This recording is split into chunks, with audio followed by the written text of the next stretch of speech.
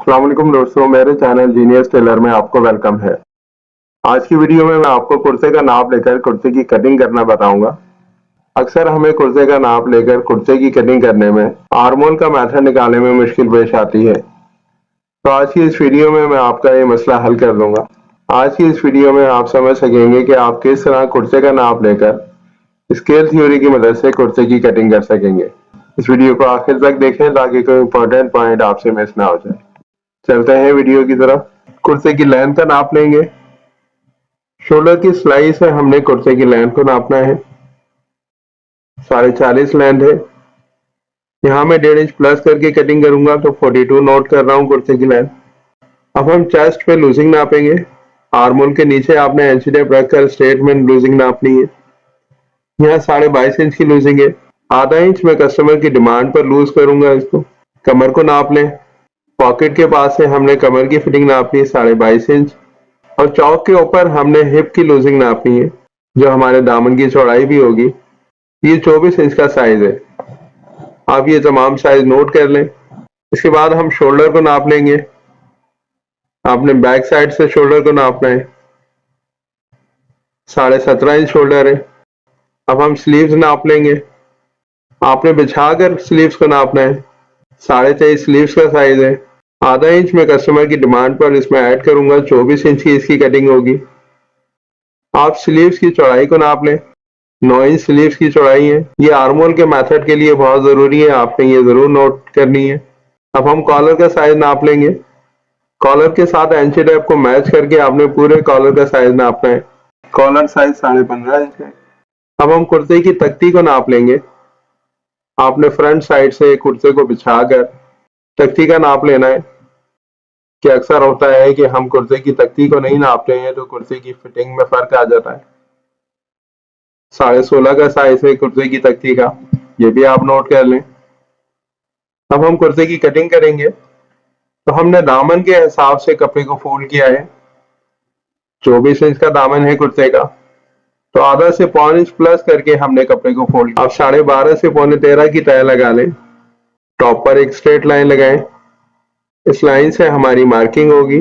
कुर्ते का कॉलर 15.5 है, तो यहाँ मैं 15 इंच साइज पर मेथड निकालूंगा जो 15 इंच का छठा हिस्सा होगा, तो बनेगा 2.5 इंच। आपने 2.5 इंच स्क्वायर में मार्क लगाना है। इस मेथड से आपका खाना बिल्कुल परफेक्ट आएगा।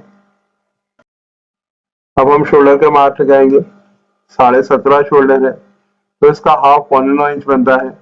आपने 2 पॉइंट कम पर मार्क लगाना है और स्ट्रेट लाइन लगाना है। अब हम शोल्डर की डाउनिंग का मार्क लगाएंगे। हमने कुर्ते की आस्तीन की चौड़ाई नापी थी जो 9 इंच थी, तो 9 इंच 36 चेस्ट का चौथा हिस्सा बनता है। हमने 36 चेस्ट के हिसाब से शोल्डर की डाउनिंग का मार्क लगाना है। 16वें हिस्से पे मार्क लगाएंगे 2.25 इंच पे और 9 इंच पर आर्म होल की डाउनिंग का मार्क लगेगा।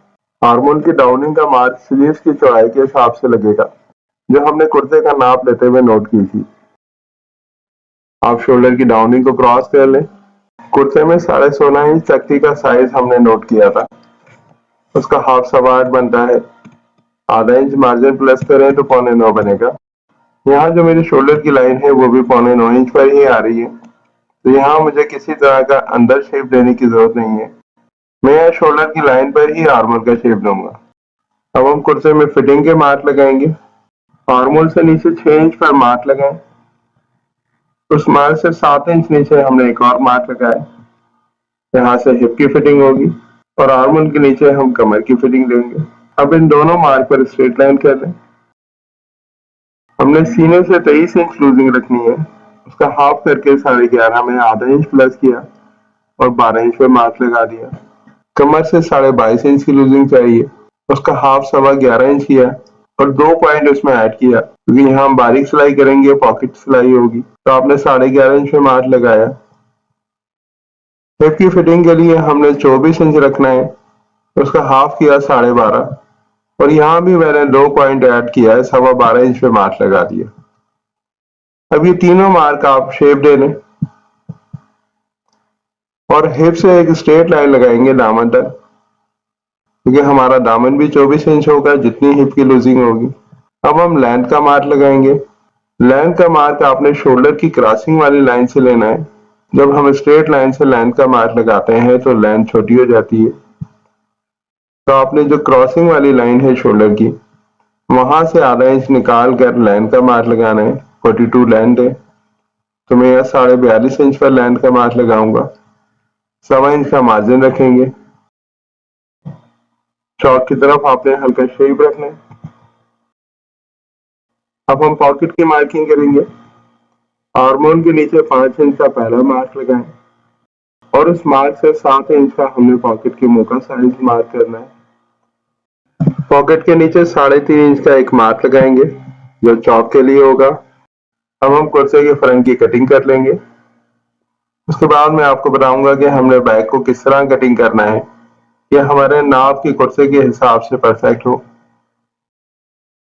यहाँ हम कुर्ते का फ्रंट नाप कर चेक करें तो हमने जितना आस्तीन की चौड़ाई का नाप लिया था 9 इंच, कुर्ते के फ्रंट का आर्मोल भी 9 इंच पर ही आ रहा है। तो ये एक परफेक्शन है। जब आप कुर्ते के साइज से कटिंग करेंगे तो आपने ये जरूर चेक करना है। पॉकेट के मार्क पर कट लगा लेंगे।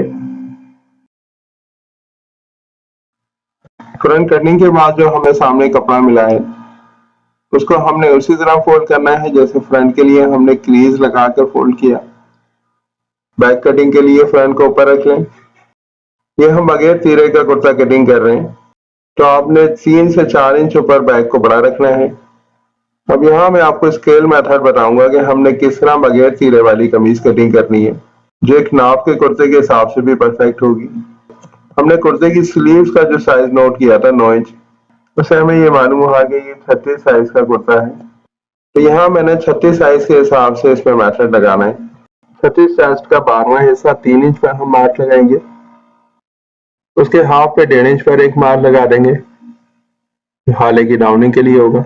आर्मोल की तरफ हमने 3 इंच में आधा इंच प्लस करके मार्क लगाया 3.5 इंच पे। अब शोल्डर का मार्क लगाएंगे। 17.5 शोल्डर है, उसके हाफ में आधा इंच प्लस करके 9.25 इंच पे मार्क लगाएं।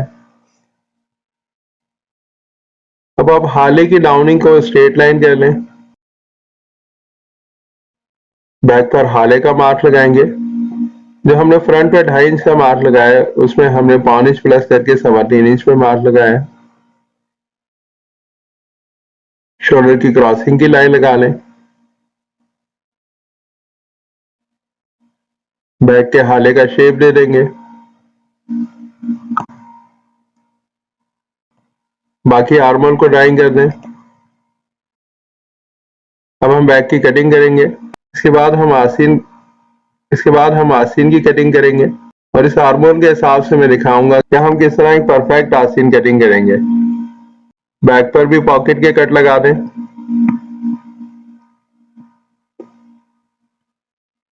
बैक को हम फोल्ड करके देखें, अगर आधा इंच हम सिलाई मार्जिन इसके ऊपर चढ़ा कर रखें जो हमारे बैक का हाला है वो बिल्कुल स्ट्रेट है। बैक का हाला परफेक्ट है। आस्तीन कटिंग करने के लिए आपने कपड़े को फोल्ड किया।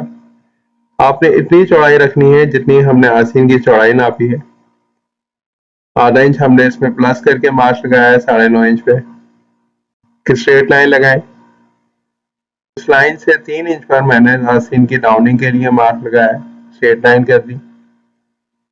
3 इंच टॉप पर एक मार्क लगाया और 3 इंच हमने डाउनिंग की लाइन पर एक मार्क लगाया एंड पॉइंट से। अब आस्तीन को शेप दे देंगे। आपने पहले बाहरी शेप देना है। 1 इंच के फर्क से एक सीधी स्ट्रेट लाइन और लगाएंगे जो हम आस्तीन के अंदर की तरफ शेप देंगे और इसकी शेप की ड्राइंग कर देंगे। अब आस्तीन की हम गोलाई को नाप लें तो ये उतनी ही गोलाई है जो हमारे आर्मोल की गोलाई है। ये मैं आपको चेक करवाऊंगा। आस्तीन की लेंथ का मार्क लगाएंगे। 24 लेंथ है, आधा इंच सिलाई मार्जिन ऐड किया। 1.25 इंच हमने मार्जिन रखा है स्लीव्स के। स्लीव्स के बॉटम का मार्क लगाएंगे।